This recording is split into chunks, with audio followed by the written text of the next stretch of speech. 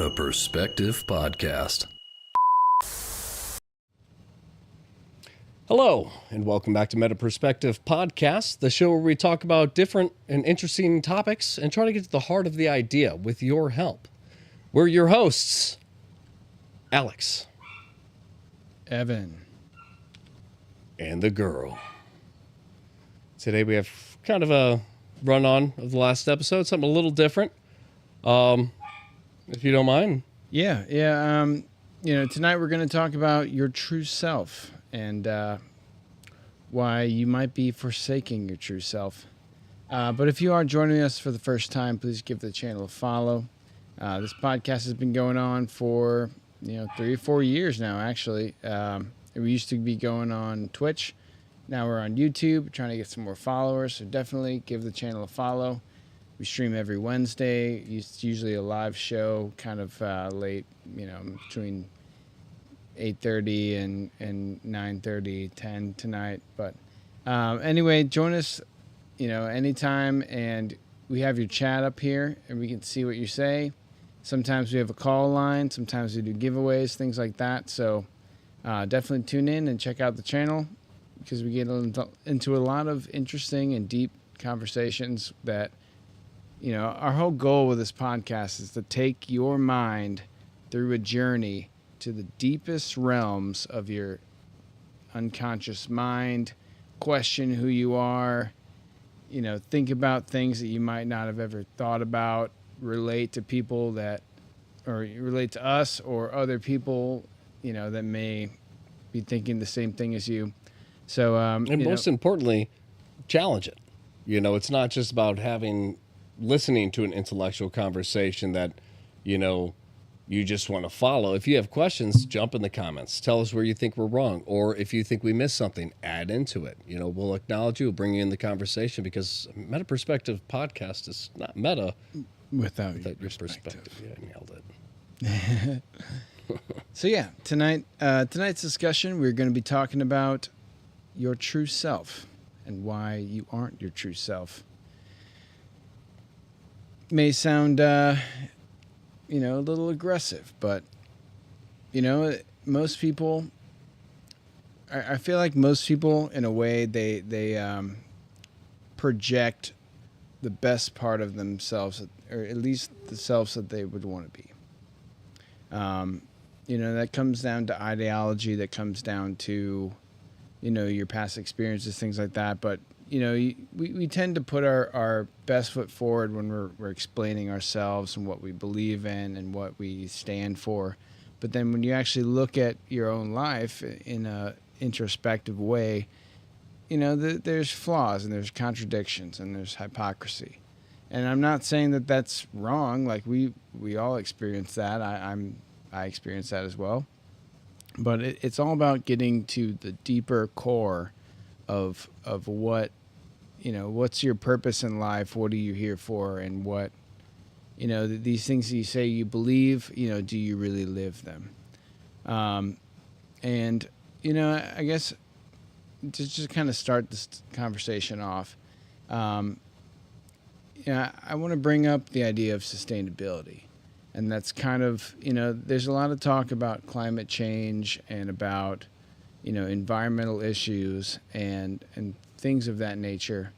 But, I don't really see anybody taking, in my perspective, is I'm an engineer. I work in the solar industry and I am in renewables. And I understand, kind of the back end of what it takes to, further our sustainability as a country or society or whatever. And it really all comes down to money. Power companies and all that, they sell electricity to us and we pay for it. So, in a layman's mind, the answer is in other people's hands. They expect that the world has it covered and that their ideal of how we should progress into the future is just handled by other people. But then they, other people, me, we fail to realize our responsibility in that situation. And it all comes down to kind of the proverb of like or parable or whatever, the concept of like almost the Native Americans. You know, it's like leave things better than when you found them. And, you know, those were very sustainable people. They were actually integrated with nature, and we no longer are. You know, even if everyone in the world tried to farm, you know, the soil and the world in a way that was sustainable, we wouldn't be able to do it without all these fertilizers and irrigation and all that. So we've already passed ecological overshoot. So, you know, in a way, we're all kind of lying to ourselves. And I think that's kind of, it comes down to, it's almost like a cop-out. You know, it's like you expect everyone else to handle the issues of the world, but you're not willing to step up and actually implement these things in your life. And it's everything from like, you know, dual use plastics. When people say that, it's like, it doesn't really make sense to me, but what it really means is, you know, you get a bag from the grocery store, your groceries there. Instead of just throwing it away, you put it in your trash can, like your small little like desk trash can or something like that. Or you ask for paper. Yeah, or I mean, even paper. And it's like, you know, if places even do paper anymore, I'm not. Yeah, I don't know. Places do paper, but they also make these like, you know, nylon woven, you know, bags of synthetic materials and stuff like that you can buy, and then you're supposed to bring it back, but nobody really does. If it's so good for the environment, give me the bag. Yeah. Give me the bag. Put more resources into a bag that I'm going to use once. Yeah, you want me to make such a big difference. You're the one giving out plastic bags. Why don't you stop? They're like, we are if you buy it. No, that's not how it works. I'll take the bag you're offering for free that you produced. Right. The one that's killing the environment, I'll take the one that you got. Well, I mean, you know, but that's what I'm saying is it's companies saying, you know, we're all about going green and this and that. We have the option of paper bags, or we have the option of a renewable bag that's recycled, made of recycled goods. You can purchase it and use this, and then you don't need any more bags. And it's like, that's not a solution. You're still making them and you're still putting them out. Yeah. So as long as you're doing that, they're still ending up somewhere. So you can slowly kind of cycle me out, or you can just offer certain things for free, like paper for free. Remove plastic, and if you don't like the paper, you can buy this one.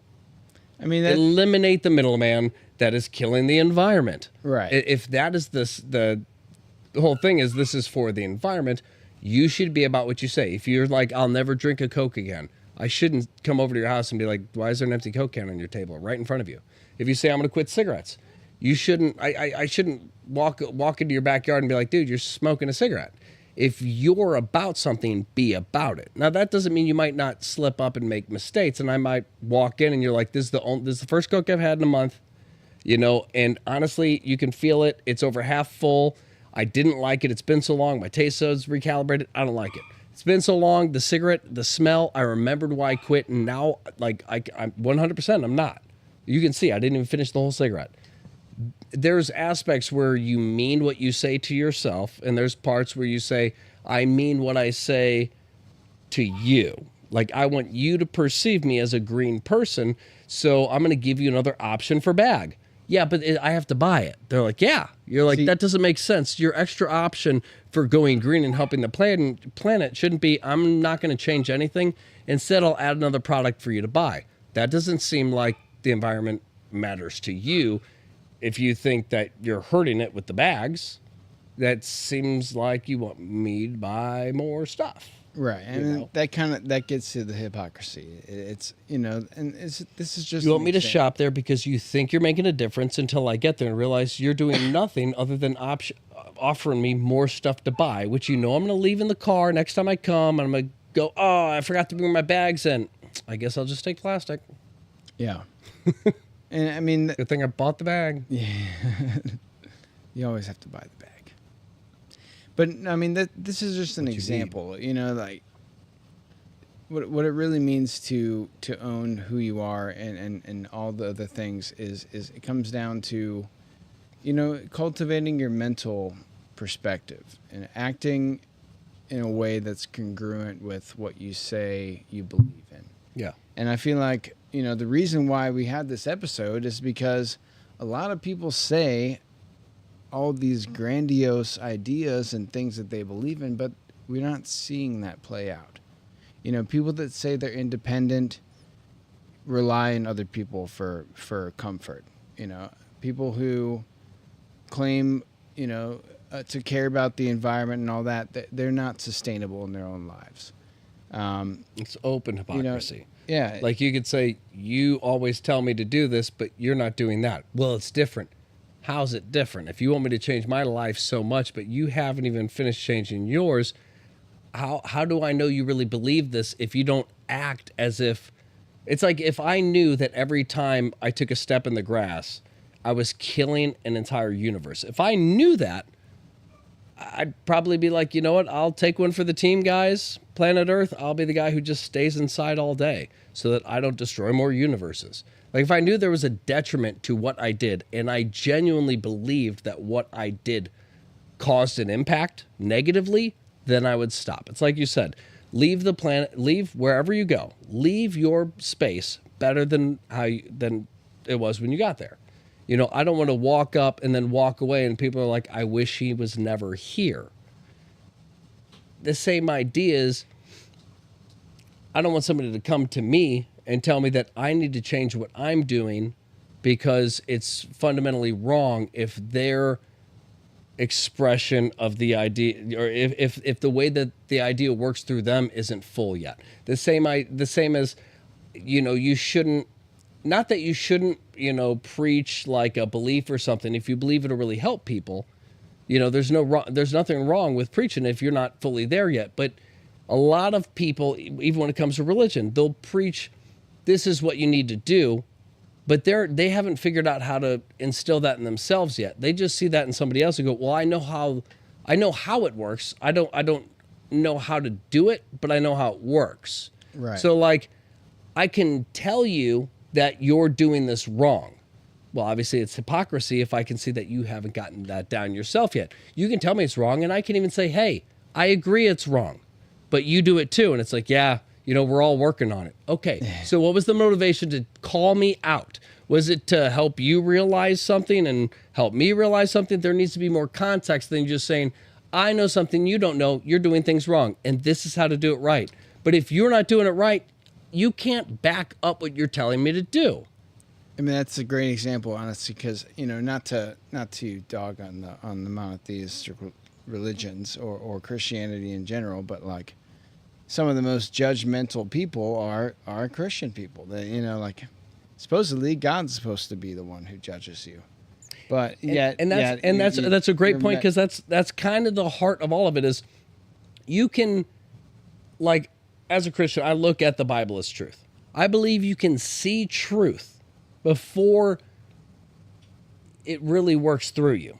For example, I can tell you, like, because truth resonates. Yeah, I can tell you, like, one of your ex-girlfriends cheated on you. And when I tell you, and I tell you who, you go, oh my God, I knew it. But like, I never really acknowledged it. But now that you said it, I'm reopening it. It hurts. That's truth. It's going to take a second for me to kind of get over it. Maybe quickly, maybe only a day or two, maybe a week. But then I'm kind of over it. It was a long time ago, but it's hard acknowledging something I knew was real that I never acknowledged. So now that you brought it real, you're right. I did know that. And it might take you like a week to acknowledge that.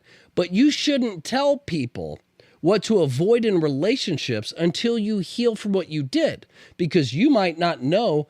Like it might when you finally heal, it might click for you. Oh, that person cheated, probably because I was always hanging out with this person. I'm remembering conversations I never focused on. Like the person didn't like me hanging out with my best friend who was a girl. And I did it all the time, and then they ended up doing that. And there are times where they hinted it, and it's like, I can't tell people, watch out for these things. If when I finally accept what happened to me, I realize the reason they happened to me was my fault. things, and I'm just saying it's situational. So like you could go into a religion, you could say, this is truth. I see what I'm doing wrong, but you can't tell other people what they're doing is wrong until you fixed your stuff. In the same idea, I wouldn't tell you, this is how you need to recycle. I would just say, hey, I understand why this is wrong. I know the truth of like what some of this stuff does and how it doesn't decompose and how it poisons the water. I might know some of that stuff. But instead of explaining to you how you need to fix this when I haven't done it myself, I'll just tell you, hey, you should look into recycling. Hey, I can't explain the Bible to you. I don't have it fully down yet, confident enough to tell you how you can fix the situation, because I've been through a similar one, so I get it, but mine's not fixed yet. So all I can say is look into the Bible. You should tell people to look into stuff, but that's the biggest problem nowadays with this whole like woke, this whole like popularity culture of this. It is part of the woke culture of people saying, well, if this is bad, I may not understand why exactly it's bad because I'm just, like I'm not racist. I don't know why racism is necessarily bad other than like we're all the same. So you shouldn't not like people. But then you also have to understand, certain people grew up in areas where they were treated different from another color because they were, a minority in that area. And it doesn't matter what color you are. If you're a minority in an area, people may treat you different. So it's hard to say, like, I understand racism, even though I've never experienced it myself, and I don't really know people who have. I can just say it's wrong to treat people different. So you shouldn't be angry about those people. And it's like, well, those people came into my country and I watched them kill my whole family as they laughed and then ate my dog in front of me. And they left me alive just so that I could pass the story down. But I should love them as a brother. Yes, you should. It's the Bible's will. And it's like, but you can't tell me that after I just saw you scream at your dog because it peed on your floor. How can you have such little tolerance for a dog peeing on tile, something you can clean up? But you're telling me I should forgive the people who came and just slaughtered my whole family and cut down my family tree. And that's the idea, is you don't know what other people are going through. So to tell people how to fix things without understanding yourself, you're just taking in what people tell you. Recycling's bad and this is why. And then you're regurgitating, this is what you need to do. And I'm emotional about this. And you're like, but what are you doing? You're like, helping the planet?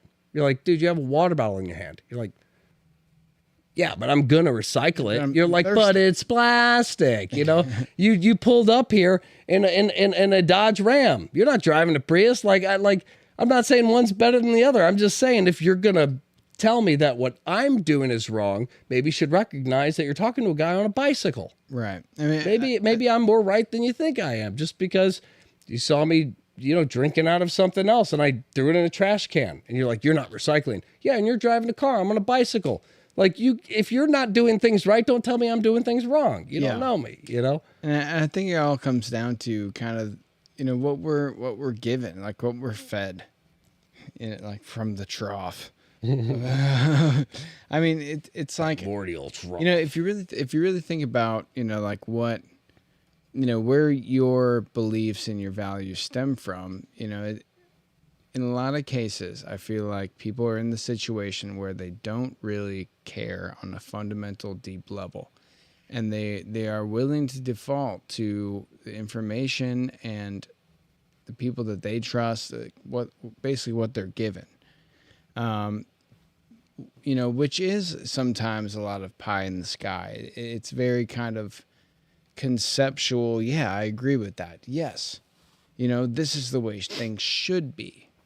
Yeah. But it's a long, very wide leap from how things should be to how things are. And that it comes down to how you conduct yourself. It really does. And I think a lot of that, I think what we're seeing right now is kind of the effects of social media, of the younger generations growing up just being on display to everybody. Obviously we grew up with don't put your, the internet's kind of new. Yeah, don't put your phone number, you don't put your, yes, like I didn't even have to say it, I just said don't put, and you were like, personal information. Yeah. And that was a thing. And I remember parents were like, don't put your pictures of you or anything like that. You don't want somebody to know what you look like. And now it's like, in order to go forward with this app, you must upload a photo of you.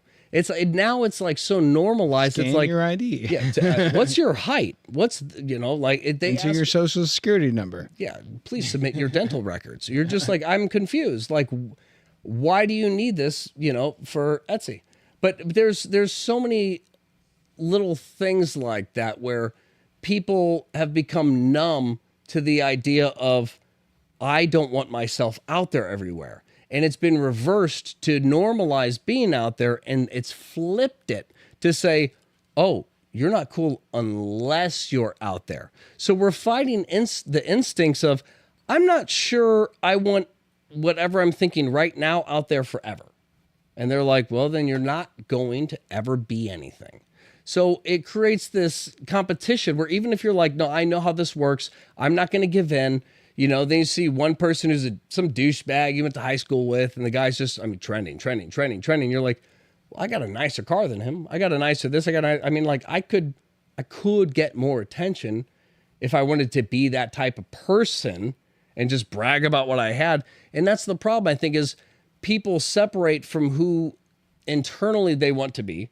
So we all know what makes us happy deep down. And that's the absence of all the issues. If we get rid of our issues, I don't need things to distract me. We all remember being little kids, and it's like, I could just play outside in the grass and have fun with a couple blocks. You could get me Legos. I'll build for hours. But why do we need things to keep stimulating us nonstop? Because we're oversaturated. So we all know the way to be happy, the way to become ourselves is get rid of the social media. Like, I'm not saying don't post on it, get rid of it. Don't have distractions, focus on you. When you're focused on yourself and you love yourself, other people start to focus on you and other people start to love you. Same idea as law of attraction. If the energy I'm putting out is I love me and I'm focused on, I'm going to get this done, other people see that and they go, he's going to get this done. Now I have to acknowledge the things they can't, not accept what they don't understand they're telling me, but say, you know what, because this person doesn't really follow their own things, they don't have a structure. If I focus on me, all these people, they will start focusing on me because deep down, they all want to get out of the same thing I was stuck in. So if I become better, I love myself and I focus, these people are going to focus on me so that I can help get them out. Now, you have a mixture of friends who are like, I want to help you with this. I want to become a part of this. Even if I'm not a part, I want to help you. You're like, that's a friend. You're in. You're coming up with me. Then you have people who are like, I got ideas. I got this. Let me take this over. Or, hey, like, I want to help you, blah, blah, blah. And you're like, I've never met you. They're like, oh, we went to class, this and that. I got some ideas. I think it's like, no, you're just trying to piggyback. You didn't care. Again, you don't care about me. You don't care about the idea. You see opportunity. You're trying to take advantage. What it makes me think of is, like.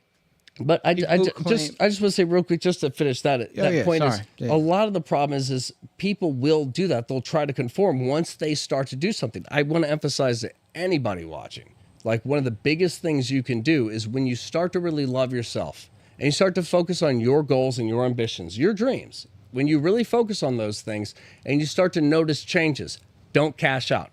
Pretend you're at the casino and you can't lose. When you finally win a mill and you put another mill down and win 10, don't say, I'm good here. You can't lose. There's no reason to stop. When somebody comes up and is like, hey, just cash out, we're going to go have an amazing experience. No. If I want to have an amazing experience, then I'll cash out and I'll make the decision. I don't need somebody else to tell me that they know what a great time is and I don't, and they'll show me. I know what a great time is. I know what I like. I'm going to hold on to what I want. If you want to come up with me, you can come up, but you got to follow me. I don't follow you. Like, this is my thing. You came to me, you follow me. That's what it is to be a leader. Care about yourself. Focus on your ambitions. But a lot of people, I want to emphasize, a lot of people will do this where once they start to really love themselves and get that control, somebody's like, oh, I noticed you're becoming better. You're this. They start to fill their ego and then they go right back to who they were. They're like, yeah, I got this stuff. And then they go boop, and then they sit right in that middle ground where they're like, I can do anything. But, like, do I need to? I've already proved myself to these people without even accomplishing my goals. They're all trying to follow me. because if you're that low and you hang out with low people and you try to accomplish goals, they're all suddenly going to be your biggest fans to try to bring you back down. You have to have a goal set in mind and only let the people come with you who prove it. The same idea is I'm not going to listen to somebody who tells me how I need to recycle if they don't do it themselves. I'm not going to listen to somebody who tells me how to eat if they're 30 pounds more than me and the same height. Yeah. I'm not going to listen to somebody who says, this is how you need to work out, and my arms are bigger than them. I'm not going to listen to you unless I see results. Well, and that's why people follow, when it comes to religion, they follow a pastor. And like you said, when it comes to especially Christianity, it's one of the most judgmental things because people see the truth before they really understand, oh, the reason I know all this stuff is wrong is because I've done it and I've seen it and I know fundamentally this is terrible. Instead of taking that pain from what you went through and regurgitating it onto them, saying you're hurting yourself. Don't tell me I'm hurting myself. You hurt yourself. And here you are. All you've done is accomplished knowing that. So now you're trying to push me so I know it. This isn't a competition. This is a thing. Focus on you. If you want to be the best you, focus on your religion until you're somebody that people go, how is he always so happy? How does he word himself so well? Become the best you to the point where people ask, what do you believe in? Become the best you until people say, how did you get this job? How do you have this ambition? Never cash out. Always just focus on you, become you, and the things you want will come to you. But as long as you focus on other people, you'll get eaten alive and pulled right down with the same people who ain't trying to do nothing else.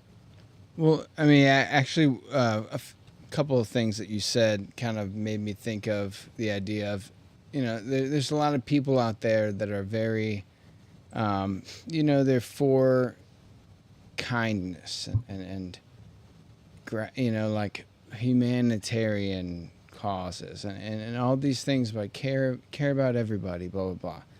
But then you see those same exact people being very, very hateful, depressed, attacking others. It's like there's such a contradiction there, and it almost comes down to the idea that they're not grounded, they're not rooted in the actual beliefs that they espouse. So when they're challenged or anything like that, then that's when the ugly side comes out, and I'm all for humanitarian concepts and all that, but these same humanitarian focused people are not perturbed by funding foreign wars and buying missiles and killing people and all that. So it's like there's a contradiction there that doesn't make sense to me, and maybe I've just kind of removed myself from all of it to like form my own opinions and see the hypocrisy in that. But that's really what we're talking about tonight, is that there's not, unless you have a reason to act or do something that is benefiting you, like most people won't do that. And it takes like a really strong, well-rounded person is going to do those acts without anybody watching, without saying anything. And it almost comes down to when a belief is forefront and projected, that's when you're the most charismatic and meaningful. But then when you're actually tested in your own life, it's not the case. It's almost like you have to defend yourself because you don't believe you're the person that you're portraying. Right. Like, and that's the idea of cashing out is almost gloating. Like you're halfway there. You're understanding, you're getting whatever it is down. Then you see something in somebody else and you're like, I remember when I used to do that, that's wrong. And you just see that part of you in there and you try to correct it. Now, you don't know if the way they are is for the same reason as you. All you know is you're telling them what they're doing is wrong. And all it takes is one kind of more cocky person who just doesn't care and isn't reflective. They're not, introspective. They're not introspective. That person is they're not even going to challenge you. They're just going to attack you. They're going to laugh and they're going to say, oh yeah, how's that working out for you, Mr. Blah, blah, blah. And whatever they call you is going to relate to exactly what you're not doing. They're basically going to say, oh, how's that working, Mr. Hypocrite? And now you just sat there and said, I'm actually becoming somebody awesome. And they're like, no, you're not. You're the same person. You're doing nothing. And you've just exposed yourself. And that's why I say, if you bet on yourself, you will never lose. Anything you put down on that table, if you believe, you know what? I'm willing to put 10 mil down because I know I'm going to get 100 mil back. You will. If you don't think you can get that 100 mil back, you won't be able to put that much in. So just go for 10 within spirit, and be like, you know what? I could do 10 mil of myself. I'm afraid to put the full 100. I'll do the 10 mil of myself.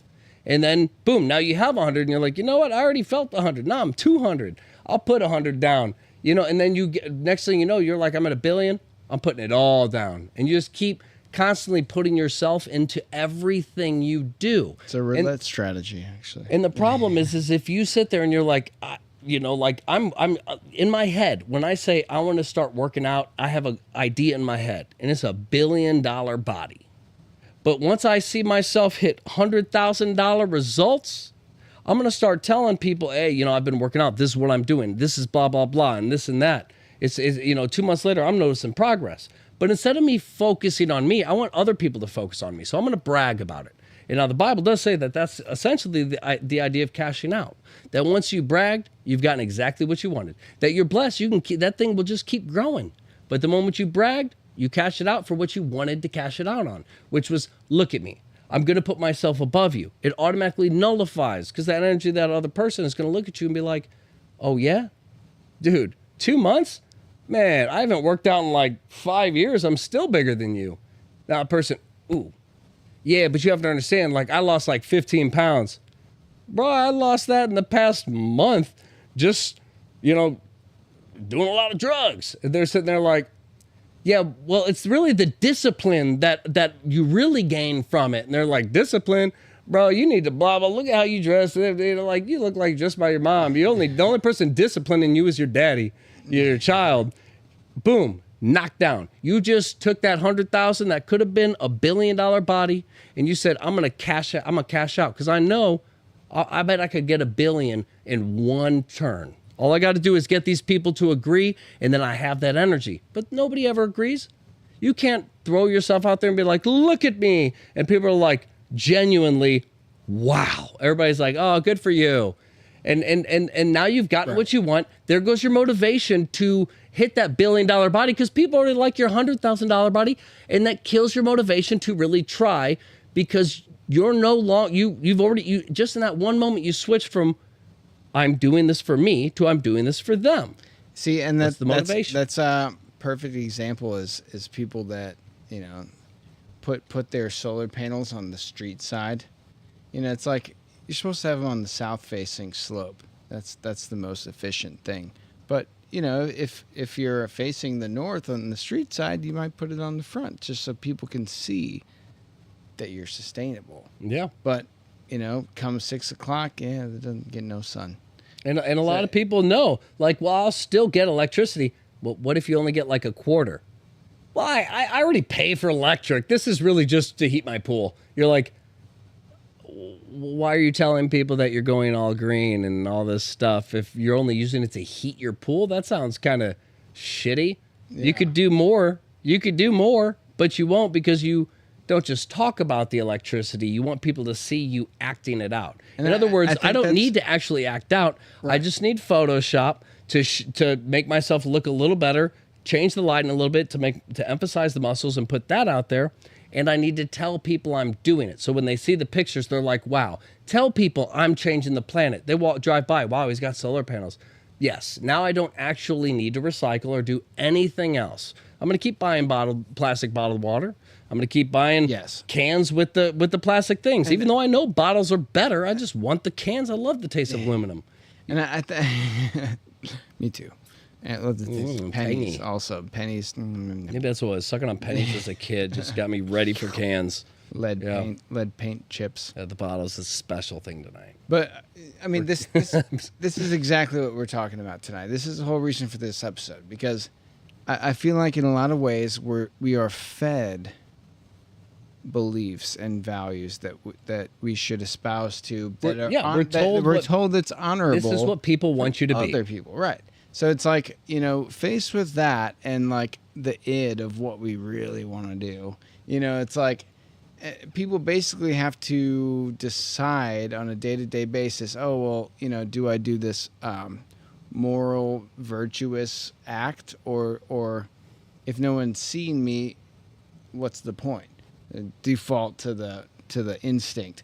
So it's like, we're all kind of in that boat. So I feel like in a lot of ways, those same people that are defaulting to the instinct when you're not looking are the ones that attack you for not being the virtuous self that they aspire to be. But it's also not a reality. It's only a perception of the egotistical self of what you would consider yourself. And when it comes down to the rubber meets the road, the brass tacks part of it, a lot of people don't actually live by the values that they stand up for and attack others for not being. Almost none. And to emphasize that, a great example to go off what you just said would be a good number. I'm not going to say most or less. I don't know what the statistic is, but I know there's a good number out there of guys who know dogs get you girls. Society says, hey, if you get a rescue, you're making a difference. So there's a lot of guys out there going and getting rescue dogs with the intention of, oh, this will be a good story. Like, oh, I rescued him. He used to blah, blah, blah. Here's a whole backstory. I bought him because he had the worst story. And you're like, oh, he's also super ugly. Yeah, he's missing an eye in one of his ears, but he's my baby. And you're just like, oh. His tumor smells. Oh, my God, you're so sweet. And just, But that's the idea is it's the stigma.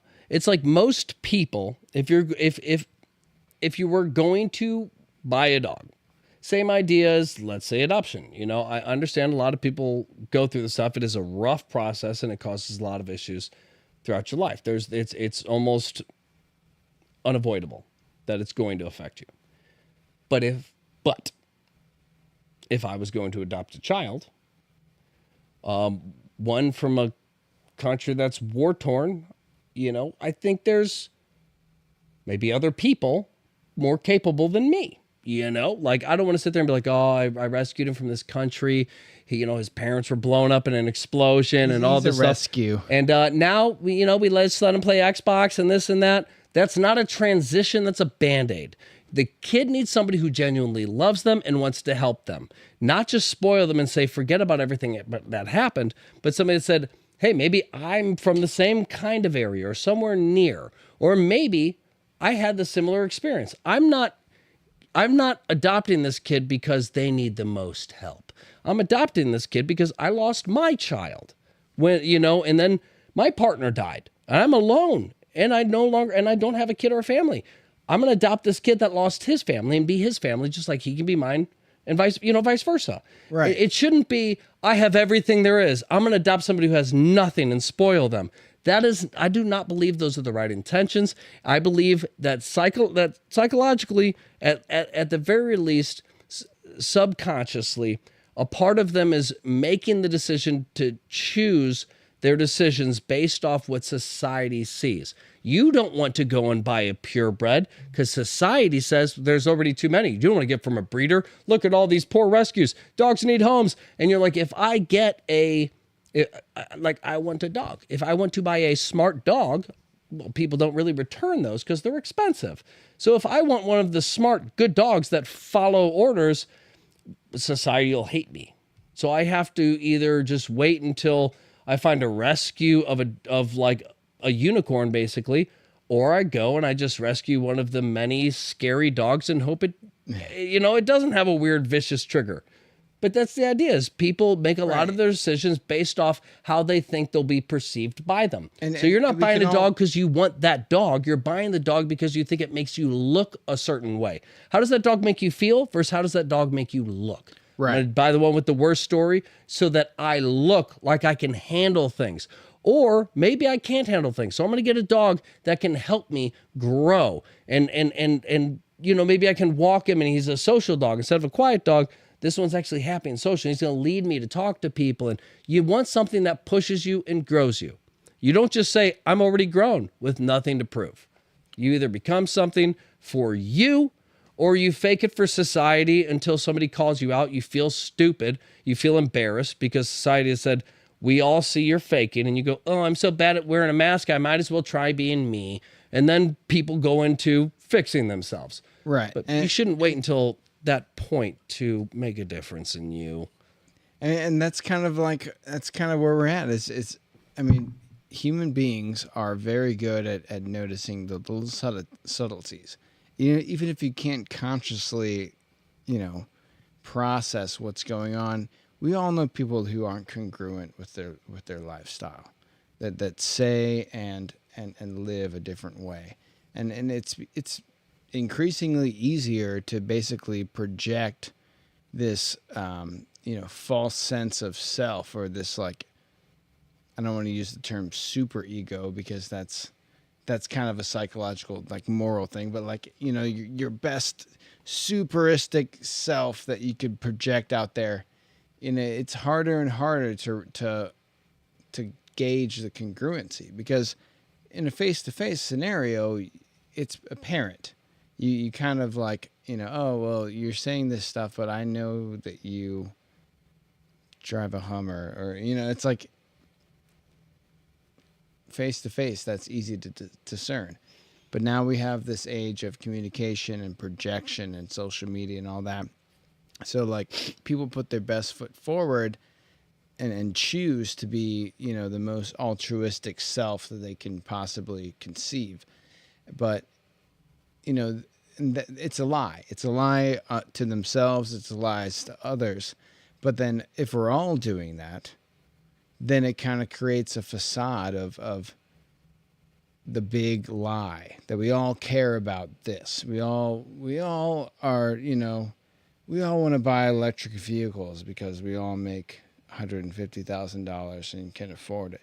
It's like, one, you probably don't make that much.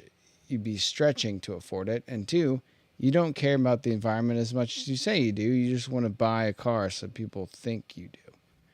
So, I will say, when electric cars really started to become big, most of the people talking about how they want to switch to electric and telling me I should switch to electric because that was the right thing to do. Most of the people with that argument were people who still to this day can't afford a reliable, legitimate electric car. I'm not talking like a Prius that kind of evens out in emissions and everything and really doesn't make a difference. I'm talking about like what was it, the Prius against like the BMW M5 or something? The M5, which is what, like a 10-cylinder? Oh, it's more efficient? They were like the same. Yeah. Prius and an M5 BMW. It's like there's no reason these things should be putting out the same kind of emissions and doing the same damage. One is a company saying, hey, we care about the environment, so here's an electric car. And then you have people who are like, we also care about the environment, so we bought the electric car. And then somebody who genuinely thinks and says, well, if this is what we want to do to make things better, let's actually think about it and weigh out the options. Let's do the math. This versus that. Oh, this Prius doesn't actually help at all. Really? And then the company and everybody else is kind of like, yeah, it really doesn't. And they're like, well, luckily, by the time you figure that out, we have a new electric car. Nobody can afford these new ones unless you got stupid money and you're only driving down the street, because most of them don't get more than like, a half an hour like drive. Well, I mean, that's what I see in the solar industry. I mean, that's what it was. I'm just saying, as it grows, the problem is the prices grow. Right. So all of the stuff that we're saying, like, this is what I stand for, these same people can't afford the very thing they're telling me to do. And the very company making the thing, saying that this will make you better, didn't even make the vehicle better. So what it all comes down to is even what's selling us the idea doesn't believe in the idea. Right. It's, hey, you need to be this type of way. And then you watch people who are that type of way, it never works out. I mean, in most scenarios, be independent and just focus on you only. Well, you should still factor in other people, have other people in your mind. You should still try to help your friends come up. It shouldn't be a callous like, oh, if you're not there, you're not there. It should be, I want to help you, help get you there. See, there should be a level of communication. There should be help. There should be education. It shouldn't be a selfless act. And it's either I commit to what everybody else wants me to be, or I become a selfish act. And there is an in between that's the whole point of spirituality. The Bible, Yes. is soul searching, your inner self, who you are. It's all about finding that inner line of how do I go somewhere and leave the place better than I left it. Right. And I wanted to say to that, this applies 100%. Nowadays, we are basically given our values. We see the moral grounds that have been laid out by everyone else, and we're basically given this ideology of morality and all this, but it's not tested. Yeah. You know what I mean? Yeah. It's all given, very new. it's fabricated. This is how you should be, but it's never. You're never in a situation where that comes to terms or where you're ever tested on exactly what it is, if it's congruent or not. And that's kind of like, where we're at with a lot of, like the situation I brought up earlier, where it's like you have these people that are like, oh, care about everybody, humanitarian, things like that. And then they're so hateful. They're so hateful towards fellow man. And that's a contradiction. And You should love everybody. People If don't you see don't, that. I hate you.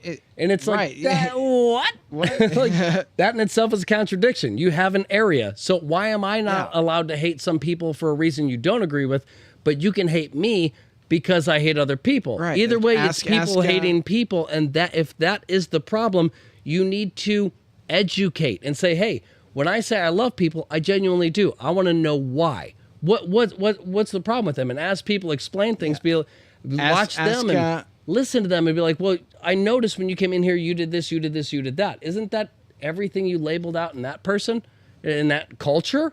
And they're like, well, I mean, it's different. No, that's fine. I totally understand. Just, I'm kind of dumb. Explain to me why it's different. Yeah, how sure. it's different. Ask- Explain. Face yourself and defend yourself. If you can't do it, let's have a conversation about what the real issue is. Let's have fun with it. Ask the Buddha, should I hate the people that don't love others? Like, what would he say to that? He's like, oh, we shouldn't hate anybody. You should love yourself and the world. But it's the same thing you said. What is one of the biggest religions and also one of the most hated religions, all at the same time as Christianity, for the simple fact that a good chunk of Christians give the idea of Christianity and a relationship with God. The true idea of Christianity is not about following the religion of Christ. It's about the actual point of Christianity is not about following the religion, is what I mean to say. It's about following the God and creating a personal relationship. Unlike any other religion, it's like, let's create a personal relationship with this living God and let him transform us. That's the message. Now, most Christians spend most of their time trying to transform other Christians. So while you found truth, instead of letting that truth fix you, well, I just, I don't need things to be fixed. No, you have issues that you don't want to face, and you have problems you don't want to let go of. And as a result, you won't change. So you feel better telling other people, now that you have truth and you see things, I see all the problems. I see the problems in me. I'm not going to acknowledge them. They're there. I'll see them and I'll deal with them once I look inward. Okay, until then, don't tell me what I'm doing wrong. And like you said, that's part of the big problem is a lot of people, while the heart of the religion is a relationship with God, most Christians, they don't spend their time trying to lead you to get a relationship with God. They try to tell you what you're doing wrong, which separates you from God without any explanation of why. When you sin, it separates you, which is hard to create the connection. You have to do these things, become a good person, so you build the connection. You can get closer and closer until it starts to act through, and you're like, oh, actually, when you explain it that way, as far as the book's concerned, that starts to make sense. Be Christ-like. He'll work through you. Follow me to get to the Father. I get it. If I do this, then I'll okay, I'm starting to see how this works. So why are you telling me that I'm going to go to hell if I do this? When I'm not telling you all the things you're doing wrong. And that's I'd say that is the most complex part of it, is when it comes to religion. And there's a book that says, love everyone. Love everyone. And that's kind of what sparked this, was you saying, go to Buddha and say, Buddha, should I hate those who don't love me? And it's like, or should I love those or should I love those who hate me?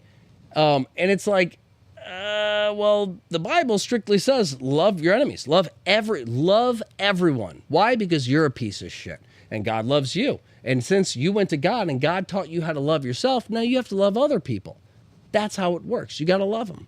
Regardless of their stuff, that doesn't mean you have to tolerate everything they do. You can separate from it, but that doesn't mean you hate them for what they did. Even if they're trying to make you hate them and trying to hurt you, specifically to make you hate them, love them for who they are, feel bad that they're not where you're at yet, and move on if what you say doesn't affect them. Well, but never just walk up to somebody and tell them what they're doing is wrong, especially when the central message of why you're telling them that is about understanding. It's about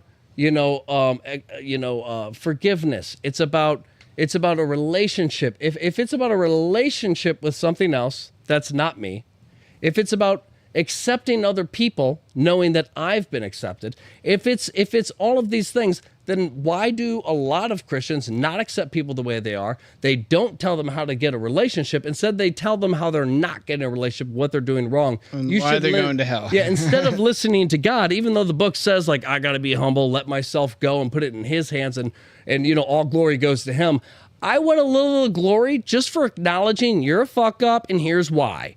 And that's part of the problem. Is that's what a lot of Christians do, is they don't grasp the full thing. And it's the same idea. You can say, like, you should recycle, you should do this, you need to do this. But if you don't fully understand and you're not fully recycling, what am I doing? If I'm doing research that says a lot of these companies no longer recycle because it costs more to recycle than it does to sell recycled goods, it's like, it's cheaper for us to throw this away than it is to, like, it costs us money to recycle. Like, we're losing money by doing this, so this is a business. So we're done. Throw in the trash. And then most people will still go through that same recycling company, which now just throws their stuff away. It combines it all into one thing, and people will say, well, I have the illusion of being that person who recycles. They don't care if it actually is going that way. They don't care about the actual results of what they're putting into. Just like most people will donate without knowing where it actually goes. They're like, I donated to the cure. American charities. Yeah, I want to get rid of cancer. I donate to the cure all the time. Wait, like, how many years have the cancer donations? Like 20 years plus. Like plus this thing that's done nothing other than generate 1 billion T-shirts and God knows how much in revenue. It's a business. It's not. Let's all clink our crystal glasses together for cancer. Yeah, give us money. Like that's and again, a lot of people don't realize things like for the cure for cancer, for the cure. It's all about advertisement. What do you hear? You hear for the cure. I'm going to donate to for the cure to help cure cancer. And you're like, okay, just keep giving your money to them. Even though, what if though, it wasn't a legitimate organization. It never gets audited. No, it's never in the news for anything negative. Yeah. It's just its own entity. What if what if it was part of government? What if it was owned by the pharmaceutical companies? What if the pharmaceutical companies were causing the cancer that they get donations? And what if that money you gave actually contributed to somebody getting cancer because they use it, it's a business, they need people to get cancer to cure them of it? What if that was the real thing? And for the cure was just saying, again, you hear it as for the cure of cancer. I hear to raise awareness for the cure. Well, so the whole point of the organization that people don't realize is the second one, unfortunately, is the reality. For the cure is not there to cure cancer. For the cure is there to raise awareness that cancer exists. Okay, we can stop donating. We all know they get paid, or we all know that cancer's a thing, and we don't need more T-shirts. We don't need more ribbons. We don't need any more support. We all know this is happening. If there's a war and people are dying in a country, I can wear pins and change my Facebook profile picture to their flag. But if those enemies come into my country, at some point I got to go, oh, I actually have to face this. I actually have to fight. I got to do something. I have to become active. And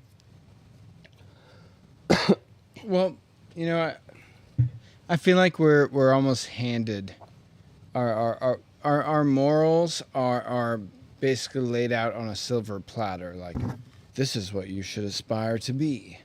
You know, blah blah blah. Like, you should be kind. You should be charismatic. Like, in a religious sense, you know, you should accept all people. Blah blah blah. It's like, but when it really comes down to it, you know, people don't live by the morals that they're given.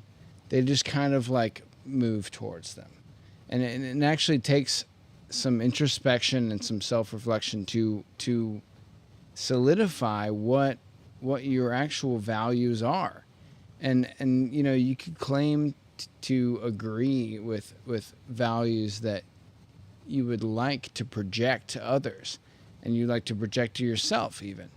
But we're all flawed. We're all flawed people, and at the end of the day, there's an incongruent discrepancy that's getting wider and wider, because now nobody knows what to fucking believe or think. Nobody has the moral grounds to stand up for what they believe in anymore. They cave. People, when faced with, you know, their peers attacking a certain thing or you know, having a different point of view, it becomes, you basically crumble and then submit to whatever you've been given. So no one really takes, like, no one has the opportunity to take the time and think about what they actually believe and what, you know, their own life circumstances has taught them. In a lot of ways, our own life circumstances we reject, because we would rather go for the given moral values and these other things that sound so high-minded that it's better to agree and support that than it is to look at my own self and my flaws.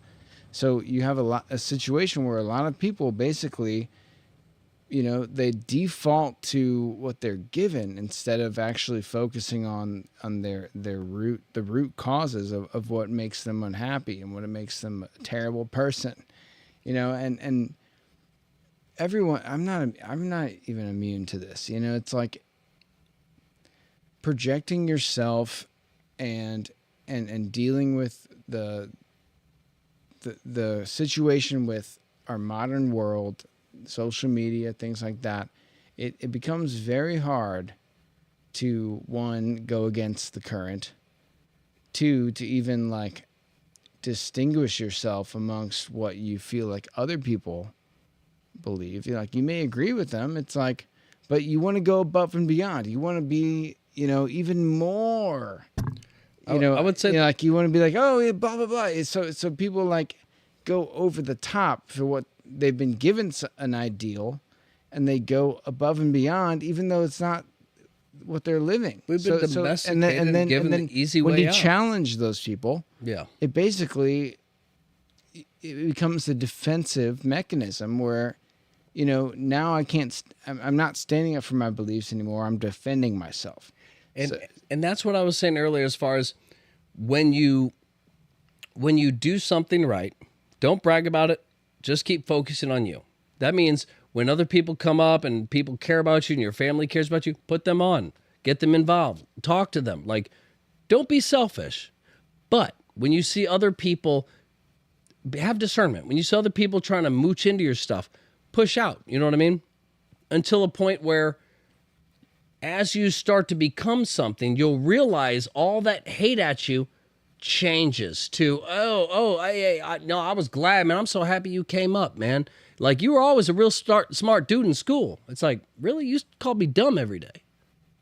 Like, you start to realize that the problem, what all of this conditioning is doing, is it's making everybody accept their lowest standard. Conditioning. So it's key fucking conditioning. word right there. It's conditioning. It's laziness mixed with low expectations. And no consequences. Yeah, if collectively our expectations are lowered, you don't have to know how to make a fire anymore. Even though the cavemen could do it, you don't need to know how to do it without a lighter. There's no consequences to your values. If your values are tested, there's no consequences. And that's the idea is if you invest in yourself and instead of trying to figure out what's popular or what's this or what's that, try to figure out you. Figure out what do you know about yourself that's true. Find something true. Start finding things to build. You know, for me, it was the Bible. When I looked at it and I said, I cannot argue with this foundation. I have no reason not to be this type of person, and I cannot say that I'm not capable of it. So I need to figure out what it is about me that I need to change that can be this better version of me. What's holding me back, and what can I strip away? You know, if I look at people like this, well, maybe that's a problem. If what I'm doing is causing me to have, you know, snap judgment on somebody, well, I shouldn't just judge somebody without even knowing anything. If I'm going to judge something, it should be a situation. This person, it would not be safe to be around this person alone. Something bad could happen that this dude might kill me. That's not judging the person as a killer. It's saying this situation I understand because I know them. And instead of just seeing somebody and be like, that's a bad person. And that's the problem with society is we have essentially conditioned everybody to accept their lowest expectations while saying there's really none on you. So if you don't work to become something, society and everything around you is not going to push you. Nothing will push you. And as long as you pretend like you're doing something right, other people will validate you. But and be like, oh, I'm so jealous. I wish I had one of these. What a cute dog. All these kind of things. But if you change your mentality to say, no, you know what? I'm going to be an anomaly. I'm going to be a leader. Because there used to be a lot of those back in the day. I'm going to be one of those. I'm going to be a leader. I'm going to find a foundation within myself that is true that I can stand up for. When somebody tells me something's wrong, I'll understand why it's not. Or at the very least, I'll be open enough and have enough self-respect to say, no, you're right. I was wrong. My apologies. You were right. But I will not be the person to say, I know the truth.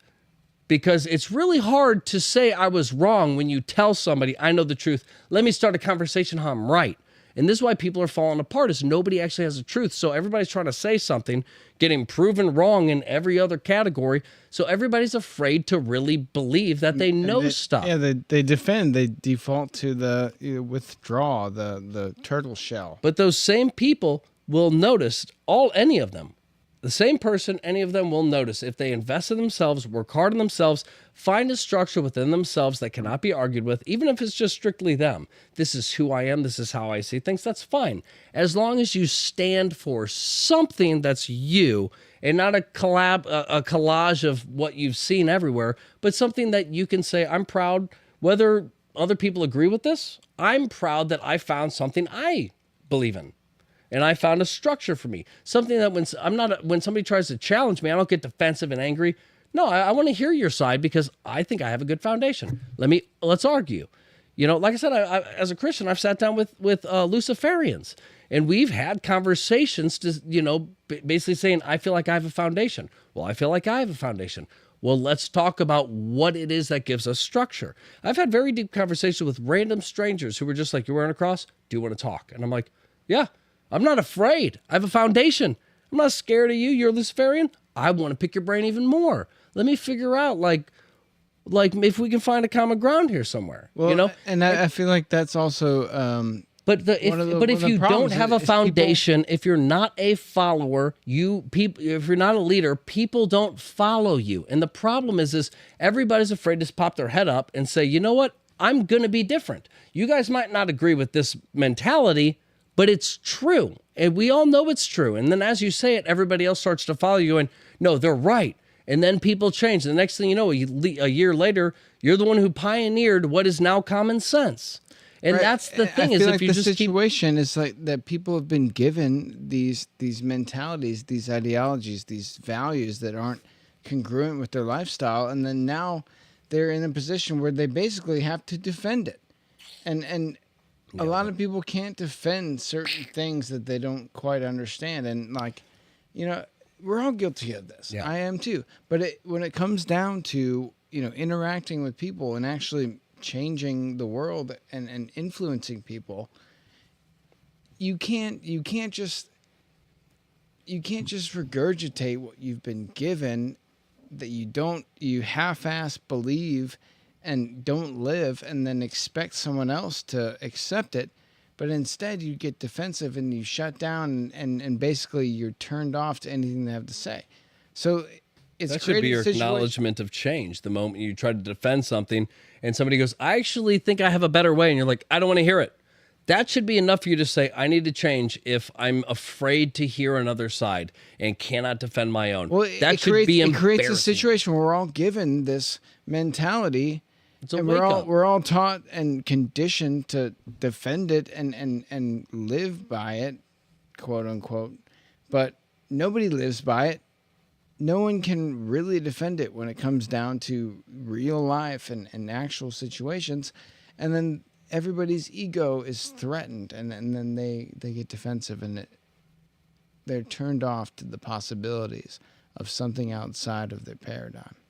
Yeah, which a lot of times just makes them double down on their own thing, because they're like, well, I got a group here. It's one of two things. Either you double down on what you know is not true, that you've already been proven wrong of, but you don't want to give that person credibility because it makes you feel less than a person to say, right. I acknowledge them as smarter, but I'm not going to change, so I can't say I'm stupid. So they're becomes wrong. Mob. I'll go to the group, mob mentality. Or I swap to the other side and say, this person called me out. That was pretty embarrassing. I want to make sure that doesn't happen again, and I want to actually know the truth, because for me, this thing that he just proved me wrong on is I'm passionate about.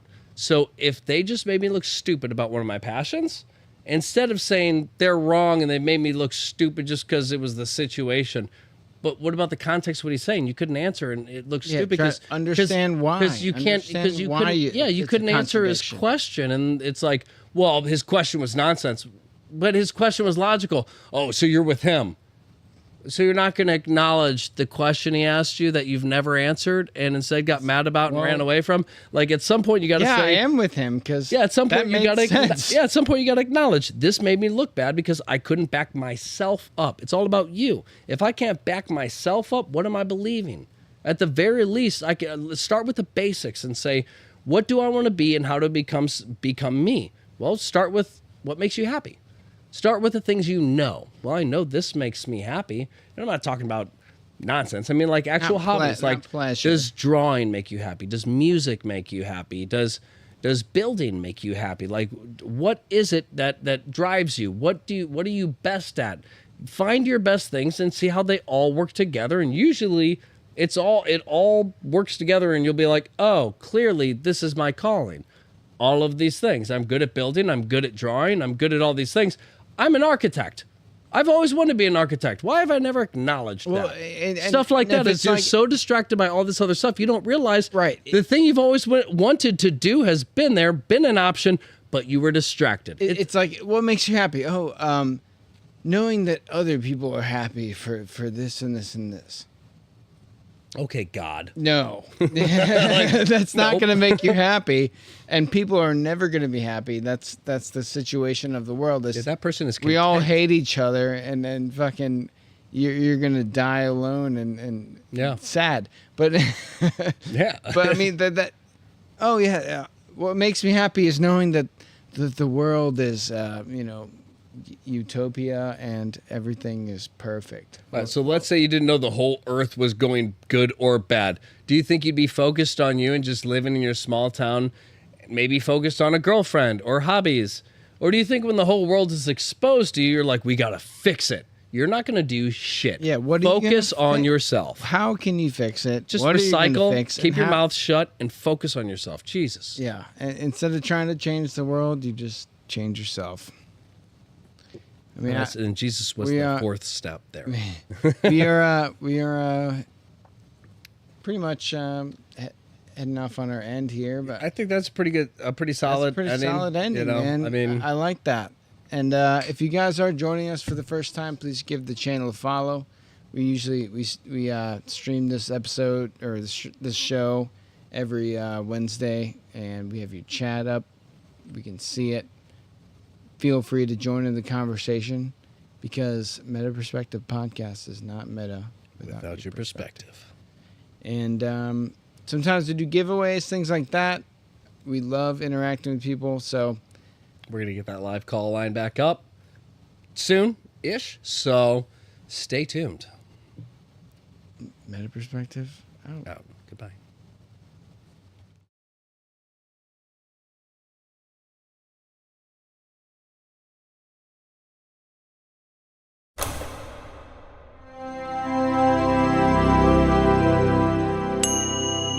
Meta Perspective Podcast.